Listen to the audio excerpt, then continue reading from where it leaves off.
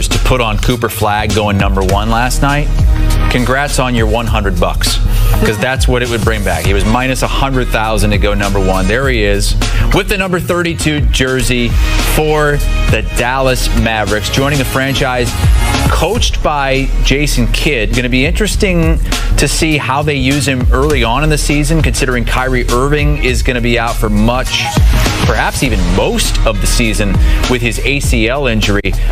He just signed a 3-year, $119 million extension. He had a player option this year, declined that, signed the 3-year extension this week. So when the Mavs get healthy, this is what their starting 5 could look like.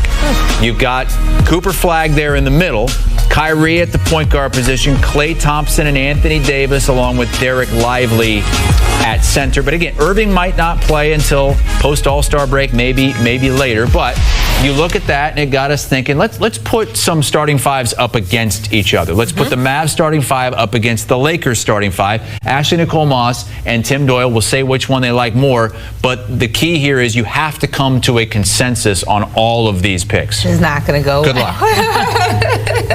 What do you got for us? Well, Mavs starting 5. Let's take a look at the Lakers starting 5 as well. And again, this is when it's completely healthy, right? This is when everybody's ready to go. The Lakers have Luka, Reeves, Hachimura, LeBron, and Dorian Finney-Smith. What are you taking right now at full strength, Lakers or Mavs? Mavericks.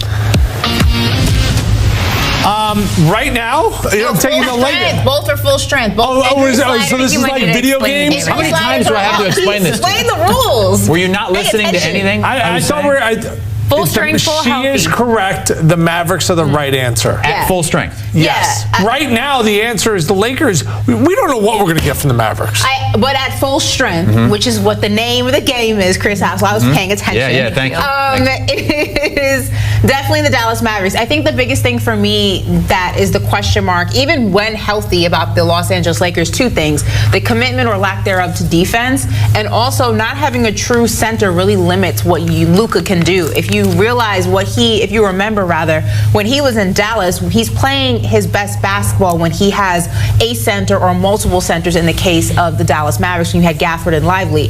They really don't have that because they traded Anthony Davis to Dallas to get Luka, and that has really stifled Luka's game, and we already know he struggles defensively, which is why the Lakers really have to prioritize getting a big man, because that's going to take Luka's game to the next level. But fully healthy, yes, I know they have LeBron, I know they have Luka. The Dallas Mavericks have a much deeper starting 5, if you ask me. I want to see a Mavericks Hard Knocks.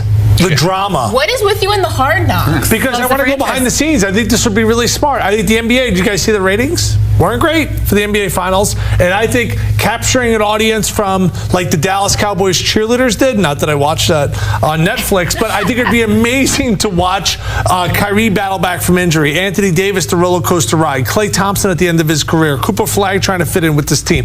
I think of all the teams in the NBA, Dallas has the most intriguing storylines of all of them. So your answer is Dallas. Dallas. Yeah, actually, we're off to a pretty decent start. I mean, there's a little confusion there to start. So you get the rules now. We're going with the Mavs starting 5. So we're going to spin this forward, and we're going to give you another shot to give us an answer here. The Mavs starting 5 or the Spurs, taking into consideration their starting 5 with the new addition, Dylan Harper. Injury sliders are off. Full health. Dallas is like really intriguing. Yeah, I want to see this. We may not even see it this year, but I think we're going to see it in the future. I'm going to go Dallas too by a slight margin. And you love the Spurs. And I love the Spurs. Like on Facebook, it says in a relationship with the San Antonio Spurs. What year is this, Tim? Jeez, Tim, really showing your age. Facebook.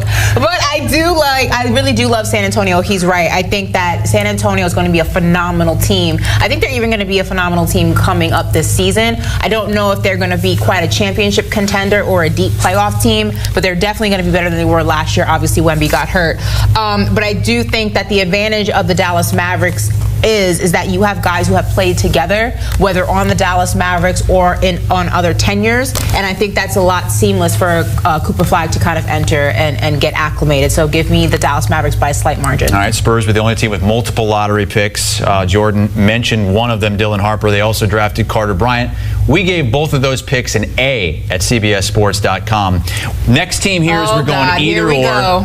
I think I know where Tim's going because it's the Mavs starting 5 or the Rockets starting 5. Yesterday, Tim says he thinks the Rockets, with the addition of Kevin Durant, are going to win the NBA title. Let's take a look at their projected starting 5 and tell us, is this better than the Mavs? It's better. You know why? Everyone on this right here understands their role. Kevin Durant is the closer the Rockets needed. The Rockets were really good. They won 50-plus games. You know what they didn't have, and I called some of their games. I actually called some of their playing games, is when they needed the bucket. It was like, oh, boy, is it Jalen Green? Fred VanVleet's not that guy. I'm not sure Şengün is that guy at this point. Durant is that guy. The answer is the Rockets. Come on, Ashley. Step in the water. It's nice and warm over here. I'm not jumping on the championship train just yet, but I do think roster for roster, starting 5 to starting 5, I do give the Rockets the edge here for a multitude of reasons. Obviously, Kevin Durant is a difference maker. I think also the Rockets have the advantage of, yes, young players, but they have a young roster that has a postseason under their belt together. I think Cooper Flagg, generational talent, is going to be phenomenal. There is going to be an acclimation period. I do think that it's not going to be as long as some other players, but I still think that I'm giving the edge to the Houston Rockets. Yes. Also, I really do love Ime Udoka as a head coach. No knock to Jason Kidd, but I think Ime, what he's done with this Houston Rockets team and what he'll be able to do with the addition of Kevin Durant is going to be phenomenal. We're getting along handsomely over here. This is great. This is awesome. Things are about to get maybe even more interesting. Why, the Knicks on this list? They are not on this list. However, last but certainly not least, so you're taking the Rockets starting 5. Oh, this is easy for me. The Rockets or this young defending NBA champion Thunder starting 5. It's the Oklahoma City Thunder. Okay. For sure. You're not sold over there. I'm sticking with the Thunder. You are not going to make me switch. I actually think this is going to be the Western Conference Final, and it's going to be awesome. Are the Thunder the better team right now? She's right. They are. This is going to be a work in progress with Houston. I mean, Durant's almost 40 years old, but he does fit in because they actually guard really well. That's like... Well, he's going to be 37. In my eyes, if you're 37 playing basketball, you're an unk. You are an unk at 37, okay? I'm calling him Uncle Kevin if I'm on that team. I think it's going to be... The West is like Minnesota, Dallas, Denver, LA. So many question marks. These two teams, in my eyes, are the best.